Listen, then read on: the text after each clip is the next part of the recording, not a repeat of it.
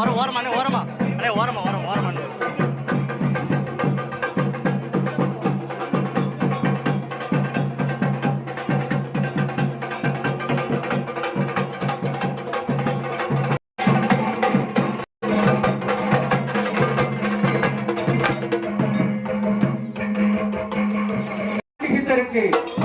பாண்டி சித்தருக்கு அருள்வாக்கு சித்தர் ஐயப்பா சுவாமி திருச்செந்தூர் முருகனுக்கு செந்தூர் முருகனுக்கு பேச்சி அம்மைக்கு செந்தூர் முருகனுக்கு கடற்கரை ஆண்டிக்கு வெற்றிவேல் முருகனுக்கு வீரவேல் முருகனுக்கு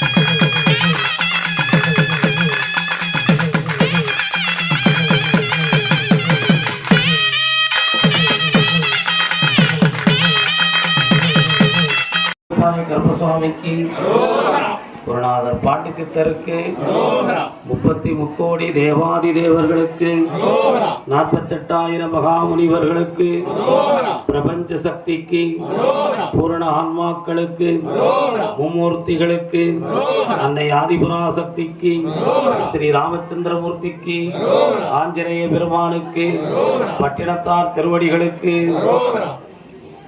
எல்லாம் வல்ல அருள்நிறை கடவுளினுடைய பேரருளால் இந்த பேச்சியம்மன் திருக்கோவில் கற்பக விநாயகர் பேச்சியம்மன் திருக்கோவில் இந்த அம்பையிலே ஒரு அற்புதமான கும்பாபிஷேக நிகழ்வை வைத்து பக்தர்கள் அனைவரும் பாதம் பணிந்து இறையருளை பெற்று புனிதமான வாழ்வை ஆனந்தமாக்க வேண்டும் என்பதற்காக தெளிந்த நிலைகளிலே வந்திருக்கிற எல்லா பக்தர்களுக்கும் ஆண்டவனே சாந்தித்யம் என்ற சிந்தனையிலே உலகுயிர் நல்லா இருக்க வேண்டும் என்ற நோக்கத்தில் வாழ்ந்து கொண்டிருக்கின்ற அனைத்து ஆன்மாக்களுக்கும் ஞான பெருந்தகையர்களுக்கும் பக்த சிறுவன்மணிகளுக்கும் அனைத்து உயிர்களுக்கும் எனது வாழ்த்துக்களும் எனது மனமார்ந்த ஆசி உரைகளும் இறைவன் திருவருளால் உங்கள் அனைவருடைய உள்ளங்களும் பூரணமடைந்து என்னாலும் நலமடைந்து நாளிலும் சிறக்க வாழ வேண்டும் என்று சொல்லி வாழ்த்துகிறேன். வாழ்க. கும்பாபிஷேகம் என்ற ஒரு வார்த்தை சமஸ்கிருதத்தில் உள்ள ஒரு வார்த்தை தான். குடமுழுக்கு என்பதுதான் தூய தமிழின் வார்த்தைகள். குடமுழுக்கு என்ற வார்த்தையை சொல்ல முடியாத சூழ்நிலைகள் வருவதற்கு தமிழிலே நிறைய விதிமுறைகள் மாறுபட்ட விதிமுறைகளாகவும் சித்தர்களின் ஞான பெற வழிகளாகவும் இருந்து பிரபஞ்ச சக்தியை சித்தர்கள் தான் பெற்று அந்த இறை உருவங்களுக்கு அந்த சக்தியை பதிவு செய்து குடமுழுக்கு அபிஷேகங்களை செய்தார்கள். காலம் கடந்து அது கும்பாபிஷேகமாக மலர்கிற பொழுது ஆகமங்கள், வைதீகங்கள் போன்ற சமஸ்கிருத வழிபாடு நிலைகளிலே மூழ்கி அதை கும்பங்களில் வைத்து ஜீவகலசங்களை வைத்து அந்த தெய்வ நற்சிலைகளுக்கு அபிஷேகம் ஆராதனைகளை செய்து அந்த அபிஷேகத்தில் இறைவன் வந்து இரும்பாகிவிட்டது. ஆகையினால் எல்லாரும் மனங்குளிர பார்த்து மகிழுங்கள் என்பதற்காக நடத்துகிற ஒரு அபிஷேகத்தை தான் கும்பாபிஷேகம் என்ற ஒரு சிறந்த வார்த்தையை நமக்கு கொடுத்தார்கள்.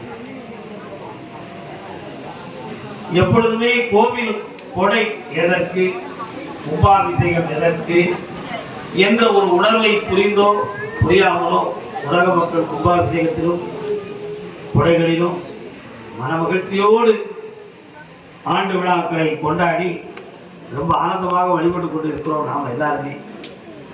ஆனால் கொடை என்றால் என்ன? கொடை என்றால் கொடுப்பது. யாருக்கு கொடுப்பது?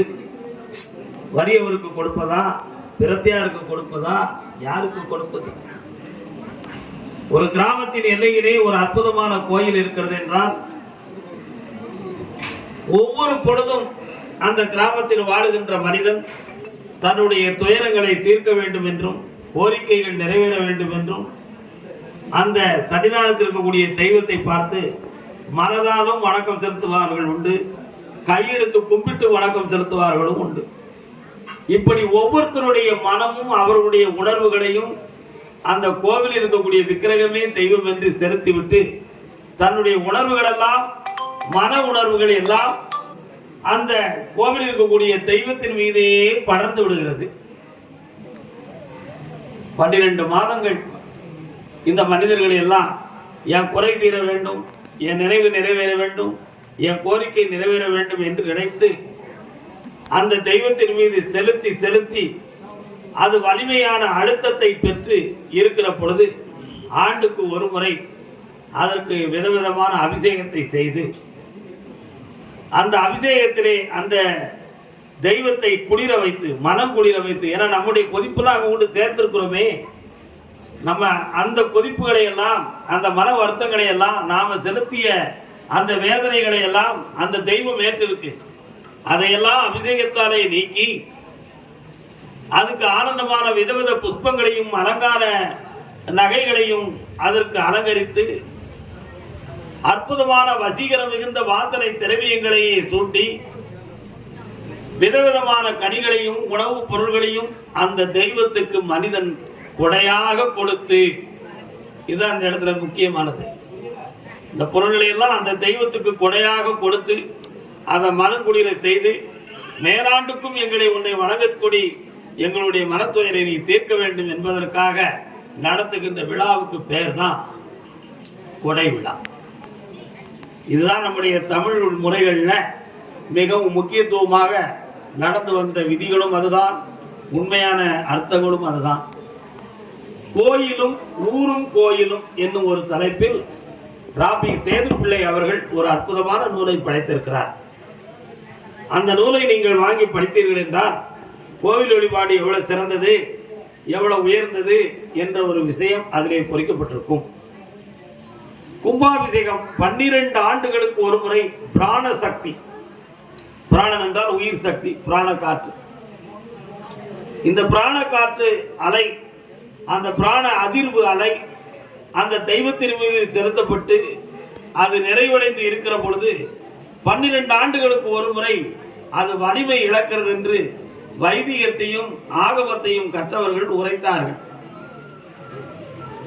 அந்த உரைத்த ஒரு வார்த்தைக்கு 12 ஆண்டுகளுக்கு ஒரு முறை அற்புதமாக அந்த கோவில் இருக்கக்கூடிய விக்கிரகங்களை அப்புறப்படுத்தி அந்த இடத்தை சுத்திகரித்து மிக ஆனந்தமான நிலைகளிலே அதற்கு பரிவாரங்கள் எல்லாம் செய்து அலங்காரம், ஆராதனை, அபிஷேகங்கள் இவைகளெல்லாம் செய்து அன்று ஊர் செழிக்க வருகிற எல்லா மக்களுக்கும் அந்த தெய்வத்தின் பேரால் அன்னதானத்தை செய்து அனைவருடைய உணர்வுகளையும் உள்ளத்தையும் புதுமையாக நமது கோவில் பொறிவுடன் திகழ்கிறது, புதிய சக்தியை பெற்றிருக்கிறது என்ற ஒரு மாபெரும் உணர்த்தலை நிகழ்த்தி காட்டுகின்ற ஒரு நிகழ்ச்சிக்கு பெயர் தான் கும்பாபிஷேகம்.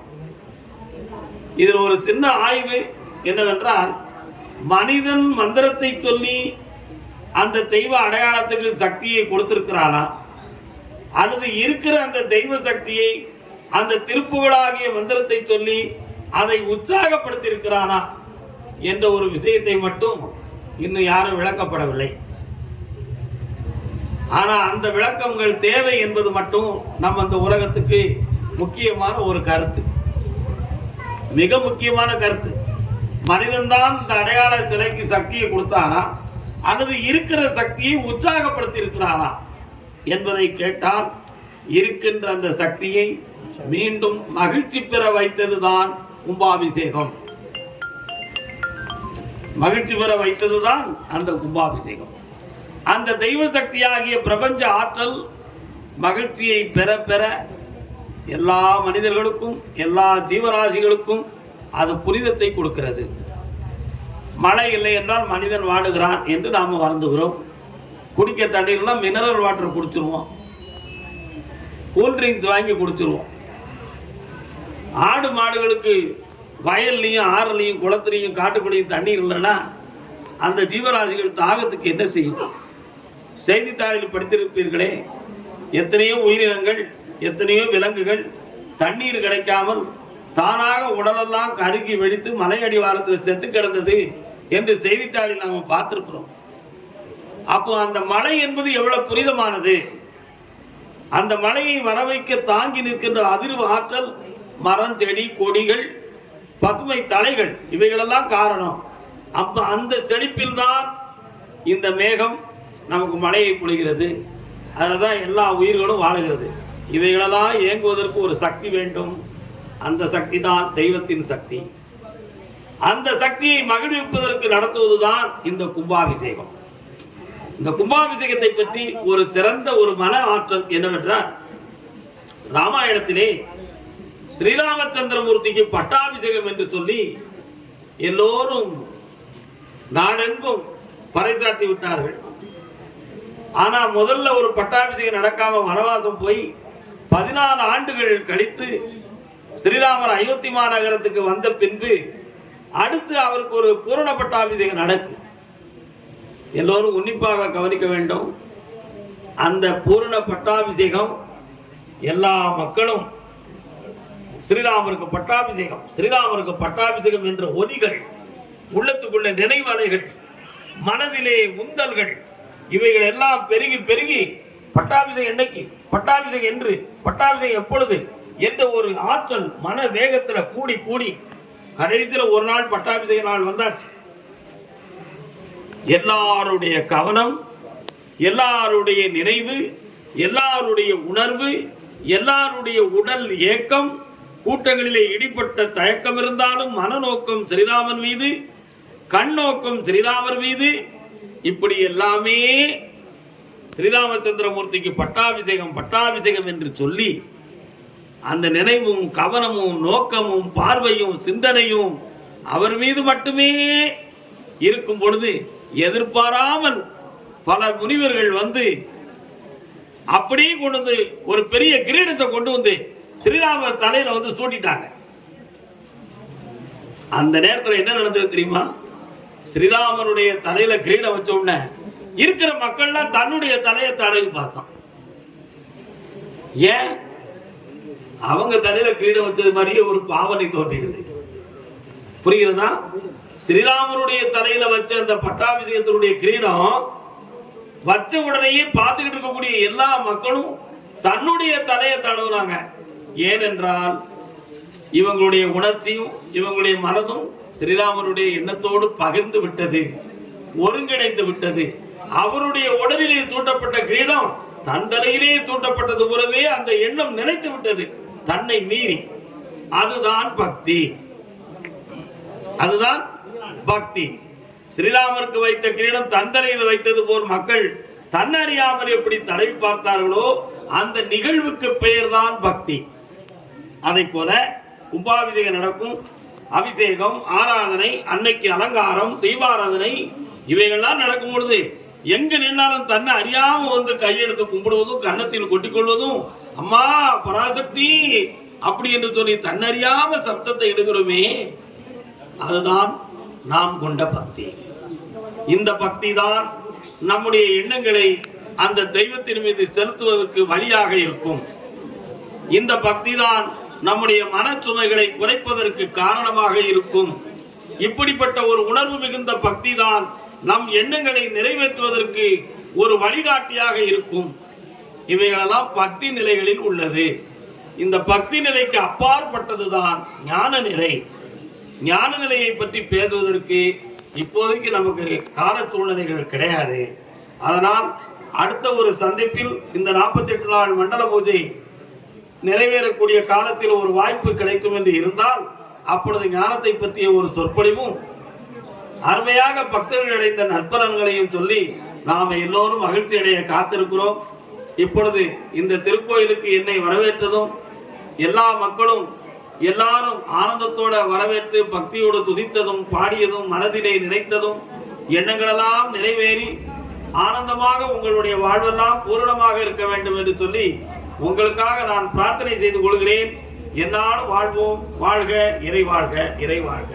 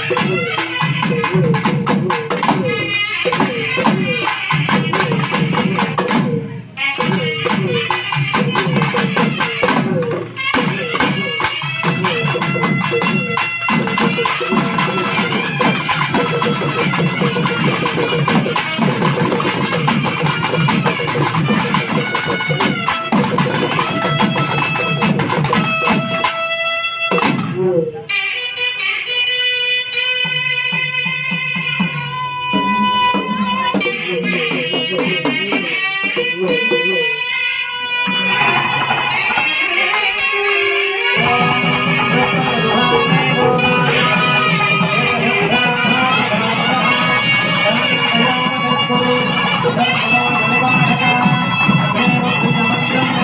you.